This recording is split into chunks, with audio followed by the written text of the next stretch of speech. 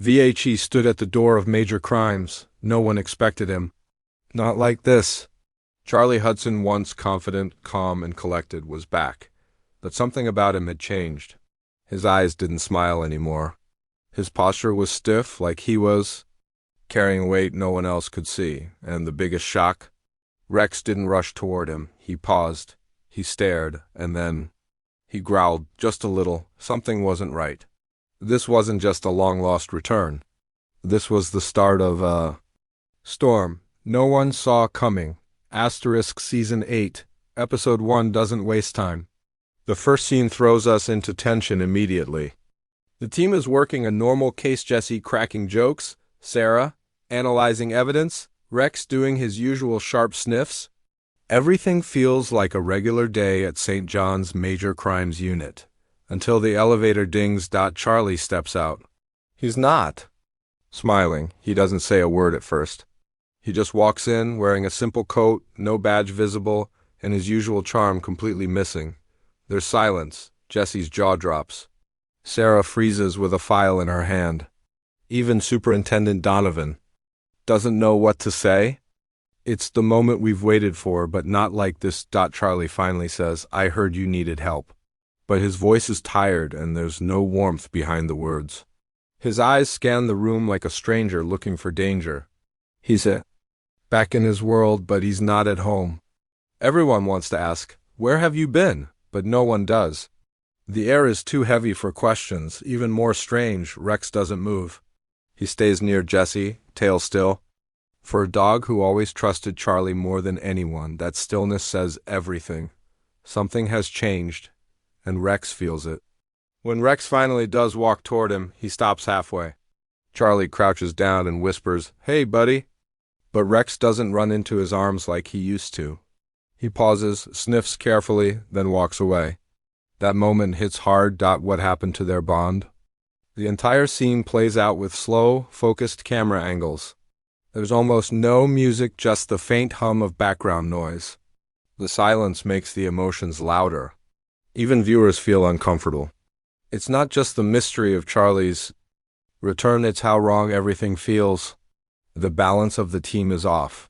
The man who used to lead them now feels like an outsider. Then Donovan asks quietly, "You sure you're ready to jump back into this?"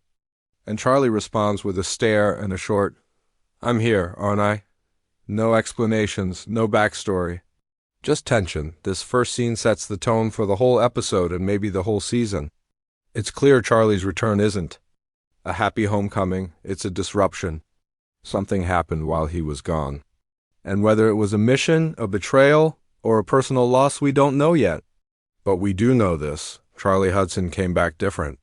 And Rex knows it. Asterisk, there's something haunting. Charlie something he won't say. And that silence speaks louder than any story he could tell. In Episode 1, no one asks Charlie directly where he's been. But the clues are there, hidden between the lines. Every time someone mentions his disappearance, he changes the subject. When Sarah gently says, "You could have called," he just looks away and says, "It wasn't that simple," and that's all. No details. No apology. Just that vague answer, and then there's the shift in how he carries himself. Charlie used to be relaxed with a steady walk and calm smile. Now he moves like someone who's always ready for a fight. He flinches when a phone rings too loud. He scans a room like he's expecting something or someone to come through the door. Jesse notices it first. He jokes like always, trying to break the tension. "So, what? Were you undercover with the Mounties? Secret spy work? Please tell me you at least had a cool mustache." Charlie just replies with a flat look and says, "Something like that?" When Jesse stops smiling, that one sentence tells us everything we need to know. Charlie's been somewhere dark. And it wasn't by choice. There's a moment easy to miss when Charlie walks past the break room and hears someone shout from down the hall. It's not even directed at him. But he freezes, eyes wide, and grips the edge of the table so hard, his knuckles turn white. When Sarah calls his name, he doesn't answer right away. It's like he was somewhere else, lost in his own head. PTSD, guilt, a secret mission gone wrong. We don't know yet. But whatever it was, it broke something in him. and he's trying to pretend everything's okay. Later in the episode, Charlie goes through the evidence board alone. The case involves a missing person, someone who vanished without warning. He stares at the photo a little too long, as if he's seeing more than just a victim.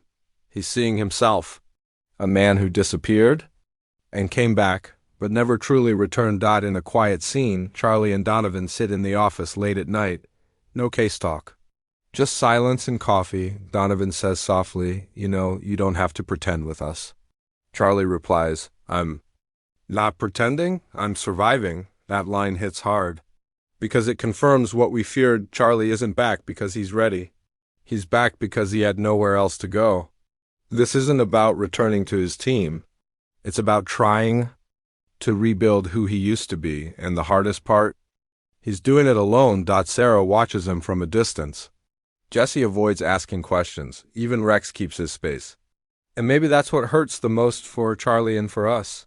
The man who used to be everyone's anchor now looks like a ghost, walking among them. The episode doesn't give us answers, but it does give us a heavy truth. Something changed Charlie forever.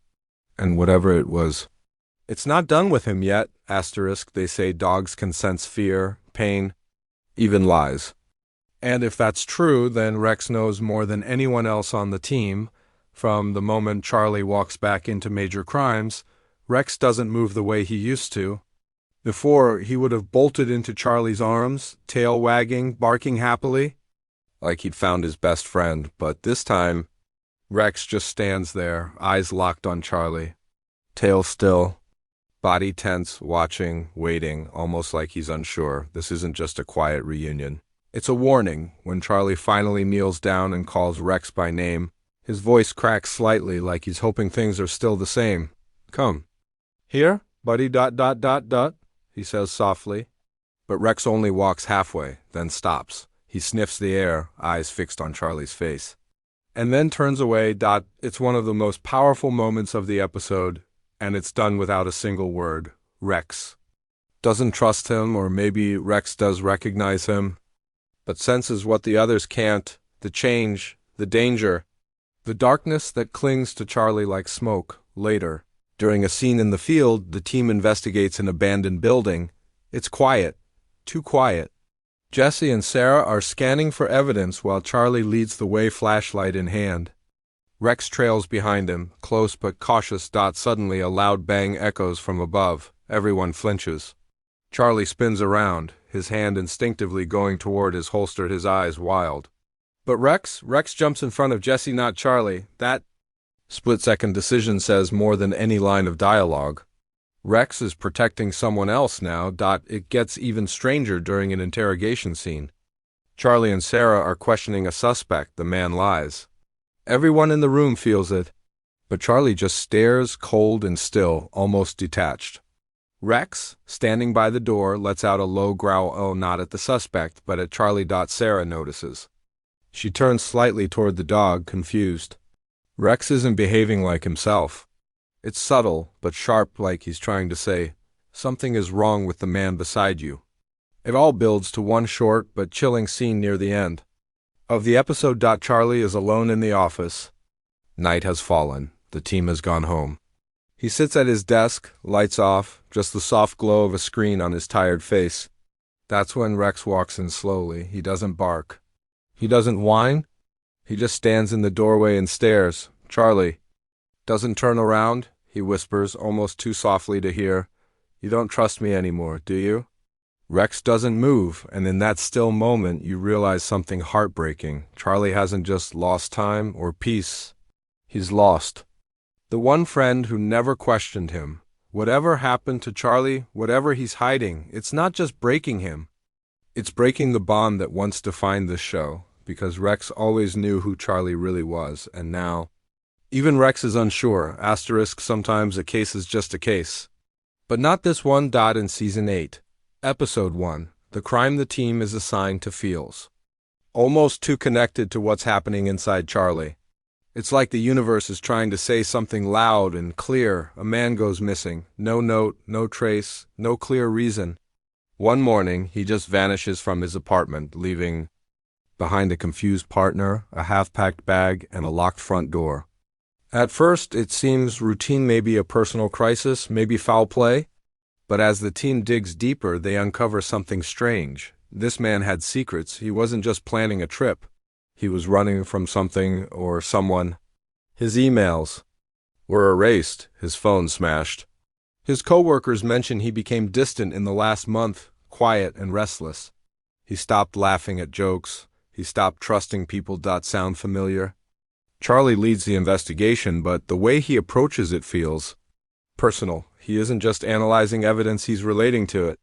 When Sarah suggests the missing man might have staged his own disappearance, Charlie snaps, not loud, but sharp. People don't just walk away from everything unless they have no choice. Sarah stares. Jesse stares. Rex lowers his head. That line doesn't come from the case. It comes from Charlie's own life.